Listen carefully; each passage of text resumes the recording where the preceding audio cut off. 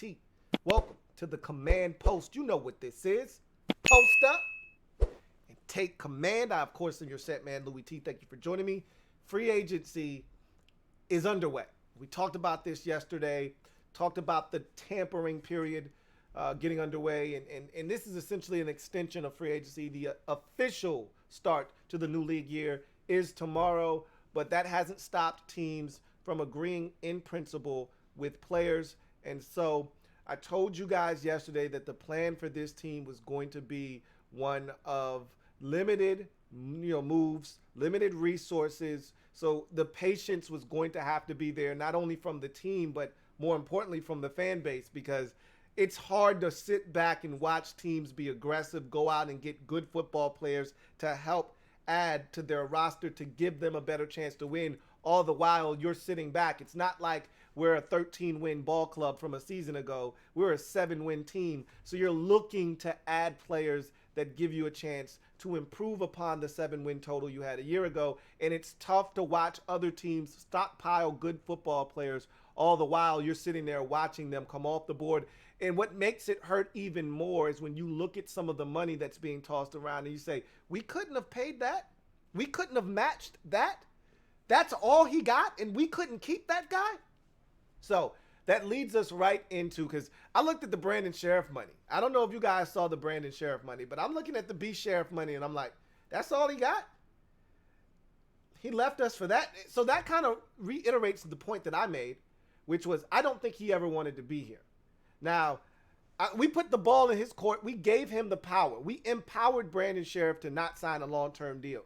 But I think we snatched the deal off the table last year. We were hurt when he decided not to take the deal that would have made him the highest paid guard in the league. And thus, I think they said, we're not going to continue to play this game with you. So they moved on from Brandon Scherff in their minds. He moved on from us officially yesterday, or tomorrow he will officially have moved on to the Jacksonville Jaguars. But looking at that deal, 3 years, $52.5 million, I'm saying to myself, that's it?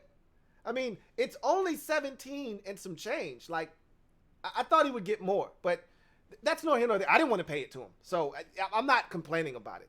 Anyway, so today, one of the hot topics, and I talked about this yesterday, and I talked about this 2 weeks ago, and I'm going to talk about it again today, was some of the free agents. Ron Rivera talked about this at the Combine and how he wanted to have a number of guys back. They were interested in having Bobby McCain back, interested in J.D. McKissic coming back, interested in getting Cam Sims back. These are all guys that he mentioned. They're interested in getting a long-term deal established with Terry McLaurin, interested in starting conversations with Deron Payne, potentially on keeping him here. All of these things he floated out while at the Combine. But I told you guys that GM Martin Mayhew made it abundantly clear that they weren't going to extend an offer to anyone right out of the gates, that they were going to allow these guys to test free agency unless they put a deal out there in front of a guy and say, hey, this is how we feel about you. And that guy said, hey, this is plenty of money for me. Where do I sign? They were going to let guys go out on the free agent market and test the waters and then come back to Washington to see if that Washington wanted to match the offer. And I talked about them doing this in good faith. So I think when you look at J.D. McKissic, this is the one that really pissed a lot of people off. So J.D. McKissic is gone. And I knew this was a realistic possibility. For some reason, I always thought J.D. McKissic would be back. I never really thought he'd get away. I mean, we literally rescued this guy from NFL purgatory. He was literally 1 foot out of the door of the league. I mean, he showed the ability in Seattle what he could do, but he was oft injured.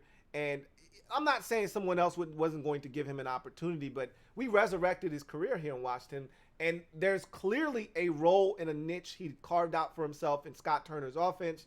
I just felt like he was a guy that they felt like was valuable. Now, it is the running back position, and that is the no country for old men position, where as you start to get closer to 30, we start to turn our attention in another direction because you're starting to get to a point in your career where you can't help us the way that you once did. He's 28, so maybe they started looking at his age and saying, we don't want to pay him for what he's done. We want to go get another guy. That's cool, but to me, J.D. McKissic was a guy that I just thought he would be here. Never thought that they would let him get away. And then when you see the deal he signed, you scratch your head and you say, look, I don't give a shit how broke we are, right? And again, I've told you that the money isn't an issue. If you want a guy, there's a way around, the logistics of everything. Like, you can't go out and sign a guy to a massive deal. But a guy like J.D. McKissic that signs a 2-year, $7 million deal, you can afford to get that done, right? So I was shocked to see that he decided to go to Buffalo. Not because the Bills aren't a better team, not because Josh Allen isn't a beast of a quarterback and you have a much better chance of winning a chip there. And they kind of run a similar program because, again, a lot of those guys came from that Carolina program with Ron Rivera. All of those things make it easier for J.D. McKissic to transition to Buffalo. What was surprising to me was it was a 2-year, $7 million deal and that he left Washington for that. So what that says to me is one of two things.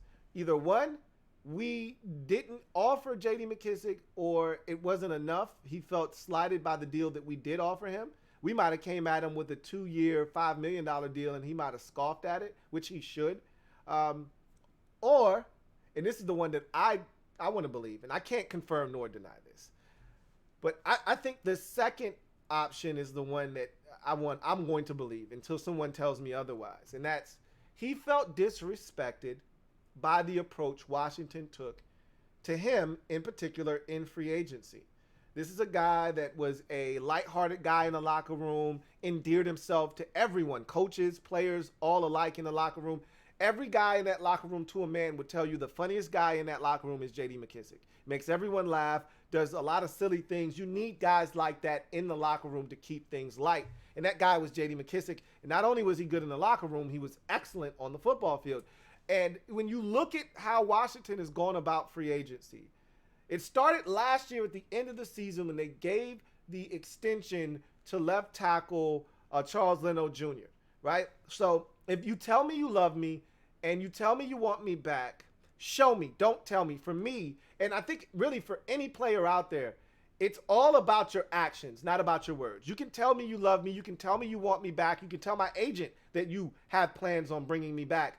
The action is what I'm looking for. The contract, the numbers, they speak louder than anything you can say out of your mouth. And when it came to Charles Leno, you offered up the bread before the season was even done. He had contract in hand, knew he was going to be back next year. Okay?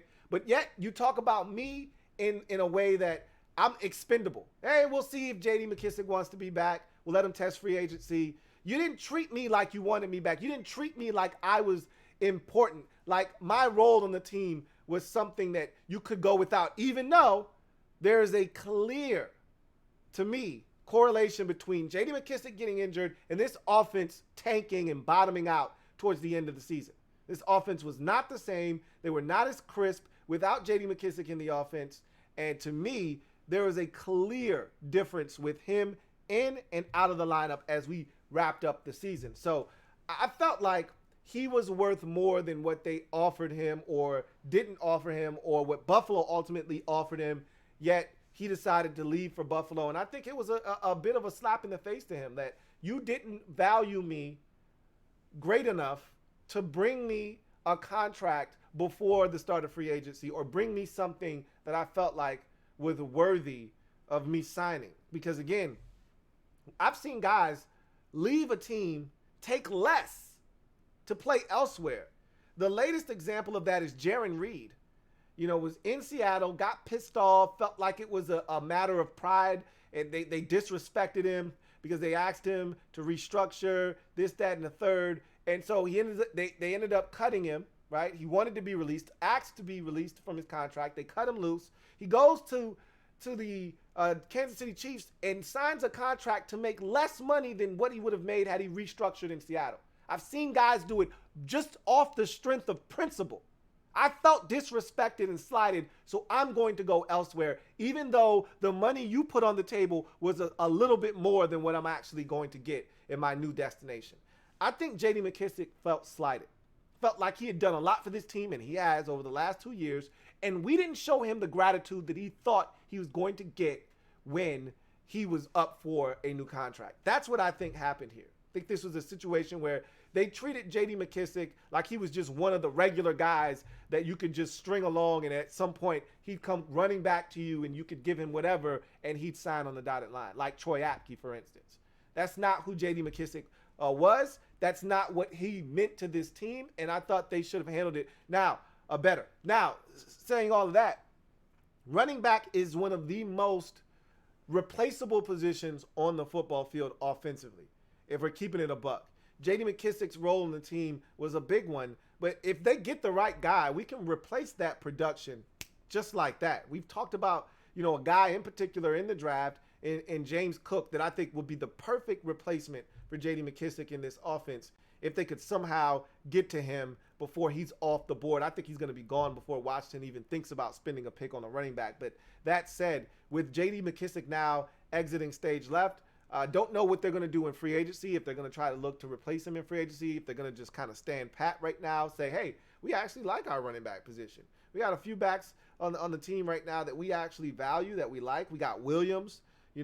We got Jarrett Patterson. Of course, we got Antonio Gibson. We don't need to do anything right now, and then maybe they do address something in the draft. I even with McKissic potentially coming back, I still wanted to attack running back. So nothing has changed for me. I think they feel like they can replace his production. I know a lot of you are disappointed by this move. I'm not really disappointed right now. I will be disappointed if they don't get someone in the draft or via free agency to replace J.D. McKissic's role in this offense. If they don't lessen the blow, if they don't soften the blow by getting another guy in here that can do the things that J.D. McKissic could do, then I'm going to be upset about this move, and we will rehash this, bring it up, and we will talk about it again down the road. But right now, I'm okay. I'm not tripping because there's still time to rectify this situation. Plenty of time, okay? But if they don't do anything, then I have a problem with them allowing J.D. McKissic to walk away for 2 years, $7 million. Now, again, that was his right. He was a free agent. So he didn't have to come back to Washington. He could have easily have had a deal on the table from Washington for 2 years, $9.5 million, and he could have said, I want to go somewhere where I got a chance to win a Super Bowl. That could have been his thought process.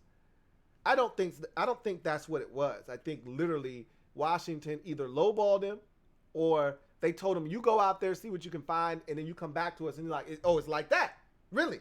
That's how you feel about me? You didn't let Charles Leno Jr. go out there and see what was on the market. You gave him a deal right away. Oh, that's how you going to treat me? Okay, cool. I got it. Don't worry about it. I won't be coming back. So that was disappointing, but I'm not tripping off of that. Bobby McCain is back. 2 years, $11 million. They talked about wanting Bobby McCain back. They talked about his influence and impact, not only on the field, but also in the locker room. I told you, I love me some Bobby McCain in the locker room and his mentality. Bobby McCain has a dog mentality. We don't have a lot of dudes with dog mentalities on this team. He's one of them. Now, he is not a dog on the field, okay, which is where it's most important. However, he's a quality football player. I told you I have no problems with Bobby McCain coming back and representing his team on the field. I think he does a bang-up job and a guy that I feel like in a pinch can really give you some quality snaps. However, I don't necessarily know if you can consistently be as good as you want to be defensively with Bobby McCain at safety. I think he does leave a lot to be desired. I do think that. Now, I'm going to give him the benefit of the doubt. First year in Jack Del Rio's system, first year here in Washington. I thought he was solid. I did not think he was great. But he ended the season with the bang with the 2 interceptions, including the pick 6. And, he played better down the stretch, had the pick of Tom Brady, dropped the pick against the Denver Broncos. But all in all, I thought as the season wore on, he got better. He got more comfortable. And so I think they started to see that as well. And I think they want to see more from Bobby McCain. And I'm not opposed to that. But as I said before, in the offseason, I don't want this to preclude you from taking a safety. I don't want the presence of Bobby McCain on the roster to stop you from attacking the safety position with aggression in the draft. Because I don't think they're going to be like everyone was so gung-ho about us getting a safety. All the safeties are gone. The market is dried up. The only guy left is Tyrann Mathieu. He's not coming here. I'd be shocked if he ended up here. This is game of musical chairs at the safety position. The Saints lose their safety Marcus Williams. They promptly go get the Jets ex-safety Marcus May to replace Marcus Williams, okay? In this game of musical chairs that's moving around, the Chiefs knew they weren't going to bring back Tyrann Mathieu, so they go out and promptly go get, Justin Reed from the Texans. And you see the game of musical chairs and all the different chairs finding a new home. And so at the end of the day, I don't see us ending up with a brand new chair in this game of musical chairs at the safety position. And so we got Bobby McCain. And I'm okay with that as long as you still address safety in the draft. If they just say, no, we're good at safety.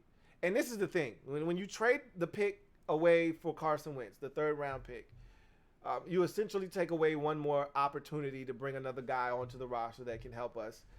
We talked about all these holes that we have on this roster. I talked about needing to add offensive line depth. We need a guard because you moved on from Scherff. You need another tackle if you don't bring back Cornelius Lucas.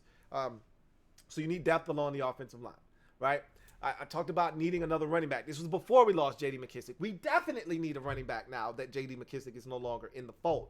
I talked about needing another wide receiver and having to address that. They need to do that via the draft. Again, talked about defensively. We need defensive ends. I know they like James Smith-Williams. I know they like Casey Toohill. I don't love those guys. I know they drafted William Bradley King and they drafted Shaka Toney. We need an upgrade, okay? I don't know if they feel the same way. But clearly to me, those guys aren't enough. All right. You lose Tim Settle in free agency. Okay. You need another defensive tackle to add depth to that room. You know, you look at linebacker. We could use 2 or 3 linebackers. Okay. Like, that's a position that definitely could use a serious shot in the arm. And then you go to the secondary. I think you need a nickel corner at worst. Okay. You could add another boundary corner and a nickel, but you need a nickel. Bare minimum, you need a nickel, and you need another safety, especially with DeShazer Everett more likely than not having his NFL career ended. You need another safety. So, to me, there are so many positions. You cannot address them all when you only have 7 picks, 8 picks max in the draft. You just gave one away, so I'm thinking we probably only have 7 draft picks, 6 or 7 draft picks this year. You can't address all the things I just said in the draft if you only have 6 picks, which means either you're going to trade back and stockpile more draft capital, or you're going to address some of this via free agency. And I didn't even mention tight end, which I think you could use another tight end. So there's a lot to do and not enough resources if you don't get some of this done in free agency, which is what I've been harping on. And again, I told you, patience, okay? All of the big prized items are going to go first, and they're coming off the board rapidly. All right, that's not where we're shopping. I told you guys this already. We have to hope that there's still some items left after the dust settles and the smoke clears. When you don't have a ton of money to play around with, that's what you have to do. You have to bargain bin shop. That's what we'll be doing, and hopefully when that time comes, there's still an item or 2 left there for us to scour through and throw into the cart. You know, there are a lot of people hoping, Marcus May tore his ACL. Maybe he has to take a 1-year prove-it deal. Nah, he's proved it already in the league. Saints seem to think so. They gave him a 3-year, $28 million deal, okay? Like, you're not going to get one of these really good players on a 1-year prove-it deal. We're going to have to take a second-tier guy, similar to what I was talking about last year with Malik Hooker. Nobody wanted Malik Hooker. He was out there in June and July, and the Cowboys said, well, shit, no one else is going to sign Malik Hooker. We'll kick the tires on him. He played well. They re-signed him and brought him back. That's the kind of move I wanted to make last year. That's the kind of move we're going to have to make this year. Last year was optional. I wanted to get John Ross. I wanted to sign Malik Hooker, okay? This year, we don't have a choice. This is not optional. If we do not do this, then we have a problem, because you can't address all of these needs that I just mentioned in the draft. And again, you can't fix a roster in one offseason. You can try. You can't fix an entire roster in every hole that you have in one offseason. So trust me, I understand that. I talked about wanting to add the depth to the offensive line with another tackle if Cornelius Lucas isn't back, and adding another guard into the mix. We may not be able to do that this offseason. You know, we may have to roll with one of these tackles that we already have on the roster, or an undrafted guy comes in here and plays well enough that we keep him and he's our swing tackle. We may have to do that, you know. We may have to say, all right, Sadiq Charles, you up. Wes Schweitzer, you're going to be our primary backup. All right, you guys are up. Let's do it. Like, that may be the move this year. We may not be able to attack the offensive line and add depth. We may not be able to address defensive end. They probably won't. They spent 2 picks on it last year. They spent a pick the year before that with James Smith-Williams. They went out and got Casey Tuhill. I don't think they're looking to address defensive end. I think they're wrong if they don't. They may not look to do anything at tight end. We spent a pick on tight end last year. We feel really good about the development of, John Bates, and we feel really good about Sammy Reyes' development. We don't need to do anything at tight end. That could be their mindset and their thought process. Okay? They could look at the receiver position and say, hey, we're good. No, seriously, we're good. We're getting Curtis Samuel back. We're getting De'Ami Brown year 2. We're getting Dax Milne back year 2. Okay? We're good. We're going to bring back Cam Sims and we're fine. That could be their mindset. I hope that's not their mindset. But I said all of that to say this. Bobby McCain on a 2-year, $11 million deal. Cool. I had no problems with bringing him back. As a matter of fact, I encouraged them to bring him back. But if he's your final answer, and you're going to try to sell me on the fact that Derek Forrest is ready to step into the DeShazer Everett role and we don't need to do anything else at safety, I have a problem with that. So, J.D. McKissic is gone. A lot of you are boo-hooing. That's fine. You can feel how you want to feel about J.D. McKissic's departure. I think he felt disrespected and it was a slap in the face that he wasn't a priority for this organization. He has every right to feel that way because he was a huge part of this football team and its success the last 2 years. That said, he's a running back. You can replace running back production, and it's not like he was a 3-down back. He was a 3rd down back. Now, again, he was huge for us. And I'm not trying to minimize what J.D. McKissic meant to this offense nor this football team. He was massive. And I told you guys, go back in the archives. I told you, you were going to love him more than any of the other signings that we made 2 years ago when we had like 80 guys that we signed on these low-level contracts as Ron Rivera was turning over the roster. When we brought back Kendall Fuller and we re-signed John Bostic and we brought in Wes Schweitzer and we signed J.D. McKissic and we signed Logan Thomas and we signed Cornelius Lucas and we signed all of these guys that we were bringing in. And I said, look, J.D. McKissic, of all these guys, you're going to love him the most. And it turned out to be true. But you can replace his production. They better. If they don't, again, we have a problem. A big problem on our hands. And let me tell you, Jarrett Patterson is not the guy to replace J.D. McKissic. So I hope that's not their train of thought. Oh, we got Williams and we got Jarrett Patterson. We're fine at running back. No, the hell you are not. So right now, I'm fine with everything that's been done. I still question the Carson Wentz move. I've seen more people starting to question Ron Rivera and talking about him being on the hot seat if he doesn't win this year. I've seen more people question Rivera in the last 2 weeks after the Wentz move and now not re-signing J.D. McKissic and not being aggressive in free agency, and because of all the money spent on the Wentz deal and what we're on the hook for, and now that having that domino effect of not allowing us to be as aggressive as maybe we would have liked to have been. I don't think we were going to be aggressive. I told you this already. I don't think the plan was ever to be aggressive in free agency. That probably would have made it worse had we actually had bread to spend and we still are sitting here twiddling our thumbs. But we don't have a lot of bread to spend. And so we're sitting here waiting for the first wave of free agency to take place, all of the high-priced items to go off the board so that we can then enter the store, go straight to the back, and start perusing the clearance rack. So I'm not shocked by our inactivity to this point. I'm not shocked that J.D. McKissic isn't back, even though I thought he was going to be back.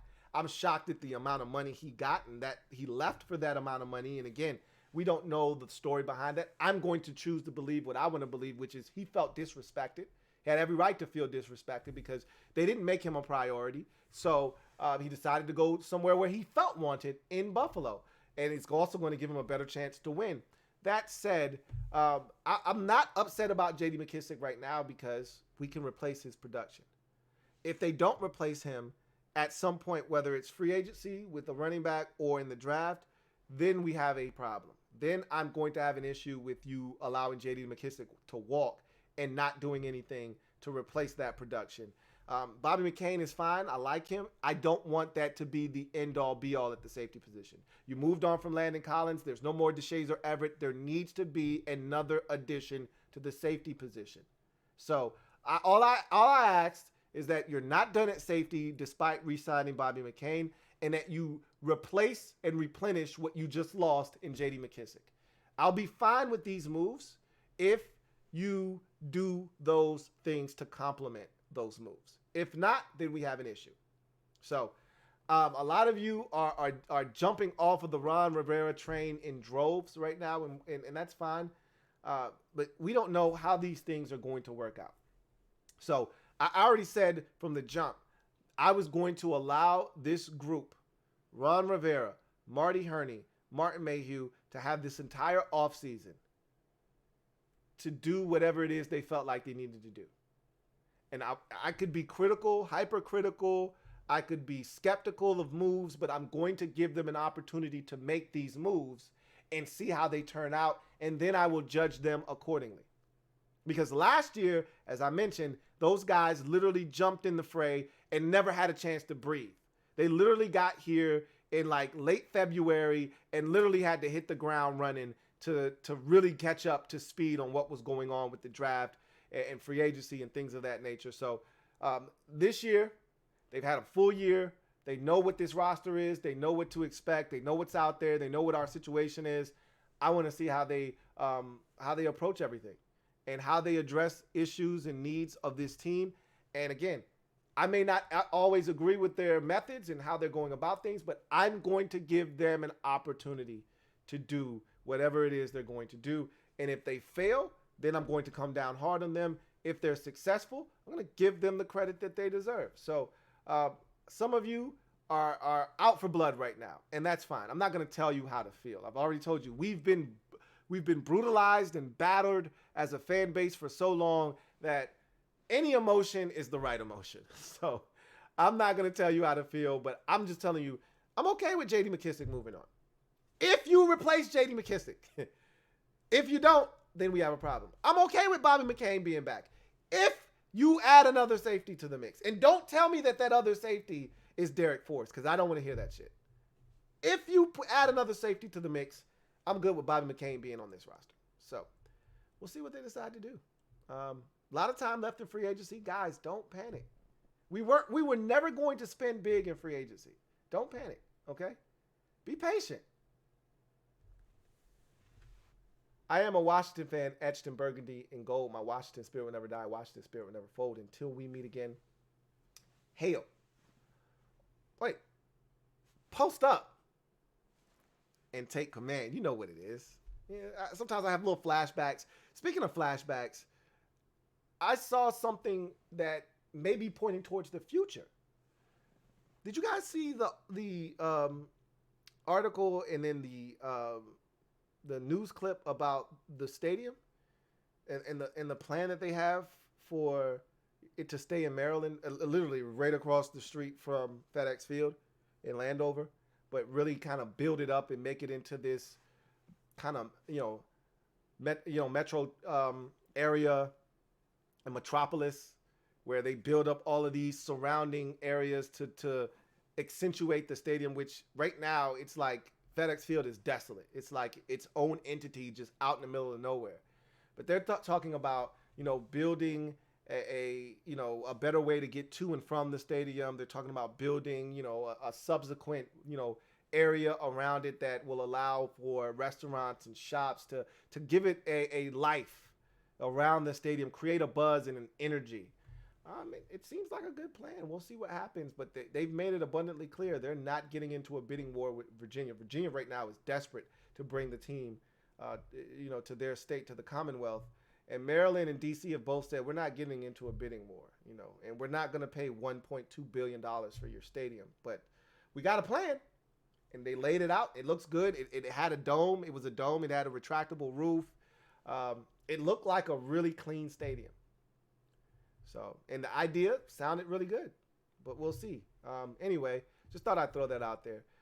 So I leave it down in the comment section. What do you think? I mean, a lot of you have some opinions about what's being done in free agency. You weren't in love with the Wentz move. That cost us all this money. Now we're not aggressive in free agency. You don't like all these players that you feel like are out there for the taking, ending up somewhere else. And so we're sitting here, and now there's no J.D. McKissic. Like, that's the icing on the top. That's the last straw. How do you feel? Leave it down in the comment section. I can't wait to hear from you guys. In any event, that's going to do it for me, your man Louie T, here on the Command Post. Until next time, you guys, have a good one. Remember, we're going to cover everything here on the Louie T Network regarding this team and free agency, so don't you go anywhere. We're going to keep our ears to the street, and we're going to keep our eyes glued to everything that's going on, including what's going on around the division. Tyrod Taylor is now a New York Giant, so they've got a nice insurance policy in the event that Daniel Jones goes down. So shit's happening all around the division. The Dallas Cowboys lose out on Randy Gregory due to contract language. Now they're sniffing around Von Miller. He has a house in that same area. Shit could get spooky, man. So I'm watching what's going on around the rest of the division. Hassan Reddick is now a Philadelphia Eagle. He goes back home, went to Temple. A lot of interesting things going on in the division. We'll see what the hell happens. But I'm your man, Louie T. I'll see you guys next time. Have a good one. LouieTeeNetwork.